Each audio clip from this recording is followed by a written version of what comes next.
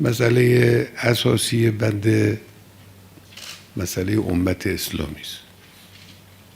من سالهاست بر روی واژه امت اسلامی بالخصوص متعمداً تکیه میکنم که ما فراموش نکنیم که یک امتیم.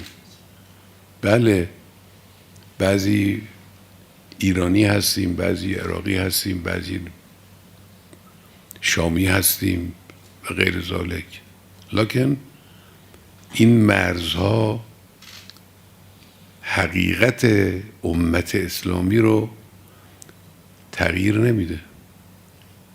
همه سعی دشمنان اسلام این بود است که ما رو نسبت به هویت واحده‌ای که اسمش امت اسلامی است بی‌تفاوت کنه.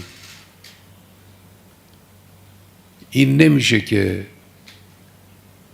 من خودم رو مسلمان بدونم اما از رنجی که یک مسلمان در میانمار یا در غزه یا در هند یا در فلان جا میکشه خودم رو غافل بدونم. این امکان نداره. این خلاف تعالیم اسلامی و اصول اسلامی است. ممکنه شما به شخصک نتونید یک کاری به کمک او انجام بدید، اما همدلی و همدردی یک حقیقتی است. این باعث وجود داشته باشه.